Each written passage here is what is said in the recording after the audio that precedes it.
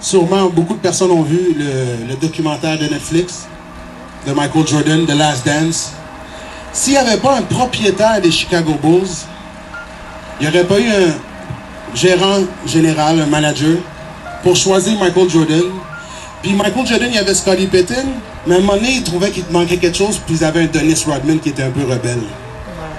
Un faisait les rebonds, un faisait les shoots, un lançait. Chaque personne avait son rôle dans l'équipe. C'est pas facile de jouer pour les Chicago Bulls quand tu as un Michael Jordan, puis un Dennis Rodman, puis un Scottie Pippen. Je peux l'imaginer. C'est pas facile de vivre en communauté ensemble non plus. C'est pas facile partir une business. Moi j'en ai, puis c'est pas facile. C'est pas facile la job de policier non plus. Quand Michael Jordan enlève son sou, il est père de famille. Quand ce policier-là, l'individu qui est dans l'uniforme de police, il enlève son uniforme, il est peut-être père de famille aussi. So, c'est regarder ces individus-là, en particulier, qui a un genou solide, se poser, qui était avant de rentrer dans ce sou de policier ce matin-là. Moi, c'est sur ça que je réfléchis beaucoup. Parce que c'est pas tous les policiers, c'est pas tous les individus immigrants ou enfants d'immigrants qui sont oppressés ou opprimés ou qui cherchent la vie. Mais si un comme moi a des ressources, je veux l'offrir à quelqu'un d'autre. Matin, midi et soir. Je peux appeler n'importe qui. Je vois quelqu'un qui a un projet, je l'appelle. J'appelle quelqu'un, j'appelle Neil. Hey, je te texte pendant ton émission, bonne idée, papa, papa. Walter, la même chose. Thierry Lindor, la même chose. C'est un homme d'affaires, un immobilier. Je ne suis pas en immobilier, j'ai une question. Félicitations pour ton poste. Je connais des vidangeurs, je connais les pires avocats de Montréal, puis les meilleurs vidangeurs de cette ville. Puis j'ai appris de tout le monde. J'ai appris de tout le monde dans ma vie, puis il faut s'ouvrir à apprendre de tout le monde. Pas à cause que j'ai pas de diplôme. C'est pas à cause que je suis un peu plus bronzé. C'est pas à cause que je viens d'Haïti. En Haïti, c'est la même réalité. Ils souhaitent le meilleur. J'étais à Calgary. La même réalité, il y a une diversité là-bas aussi. Je souhaite le meilleur pour tout le monde. Mais si j'ai les informations, j'ai les ressources, comme Pasteur Caillot, puis il est prêt à aider ces infirmières-là, faisons ça chacun, si on est conscient qu'il y a un problème. Qu'on l'observe le problème, puis on dit « Ah, moi, ça, on nous ne regarde pas. » Avant de vous laisser, là, j'ai mis en note sur ma page, là, peut-être partir au vent, là. Puis je vais le partager, j'ai imprimé ça, là, avec des ressources. Moi, je suis un gars de ressources. Moi, j'appelle tout le monde peut m'appeler, mon numéro est partout. Walter ici, je l'emmerde tout le temps quand il fait ses posts. J'ai les ressources, mais je vais lire un texte, un paragraphe rapide avant de vous laisser.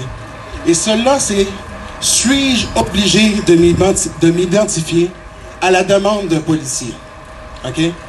Je veux que tout le monde apprenne que tu n'es pas obligé. Mais avec le respect, il va reconnaître que tu connais tes droits. Puis tu vas passer le reste de ta journée. Tu veux le document? Quoi? Tu as une question? Oui.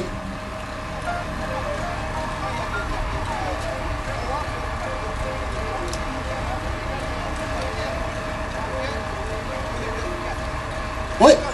Ben, le texte, je comprends, mais le texte qui est là, je vais te le lire, et ton approche en ayant cette information-là va être différente de la situation. Écoute bien le texte, puis je vais te donner une copie, puis il y a d'autres ressources en arrière. Je les ai imprimées chez nous, là. Personne ne peut me demander de faire ça, puis j'aime ça. Paragraphe. Un paragraphe parmi tant d'autres, je vais te donner une feuille. J'en ai amené 12, là, je vais en donner à des leaders, ou à du monde qui sont impliqués, ou à toi aussi. On va ça. Je vais...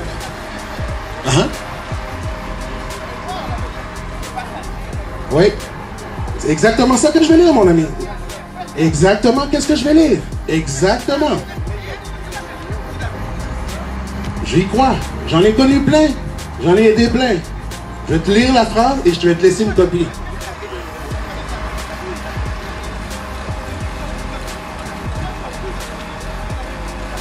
Je vais le lire dans le texte. Donne-moi 2 secondes, s'il vous plaît. Donne-moi 2 secondes. On se jasera après si tu veux. Je suis vraiment open là. OK. Un des paragraphes dans le texte que je vais te donner dit « Enfin, il y a Il y a le cas de la personne qui a commis une infraction pénale, par exemple, avoir insulté un agent de la paix, à qui un policier veut remettre un constat d'infraction. Dans ces circonstances, le policier peut exiger de la police qu'elle lui donne son nom et son adresse, en plus de lui fournir des renseignements nécessaires d'en confirmer l'exactitude. Toutefois, pour un policier puisse exiger ces renseignements, il doit d'abord informer la personne de l'infraction alléguée contre elle. En effet, avant de devoir s'identifier, la personne interceptée a le droit de connaître dans la langue claire et adaptée à sa compréhension l'infraction pour laquelle le policier l'arrête. Je l'ai vécu en sortant de Repentigny il y a 3 ans. Je suis passager, ça donne drôle de coïncidence que tu me dis ça. Attends une minute, bro. Relax. Let me tell you. Je sors de Repentigny, je retourne à Pointe-aux-Trembles. Whoop, whoop. Je suis passager, comme tu as dit. Exactement l'exemple. Policier à ma droite, l'autre qui demande les papiers. Good. Cogne à ma fenêtre, lui, il règle ses affaires, les assurances, les papiers, tout ça. Il vient de mon bar. J'ai ma ceinture. J'ai pas d'alcool, j'ai pas d'armes, j'ai pas tabassé personne dans l'auto. Je viens pas juste de faire un hold-up. Il m'a demandé, est-ce possible de m'identifier? J'ai dit non. Et ça arrête là.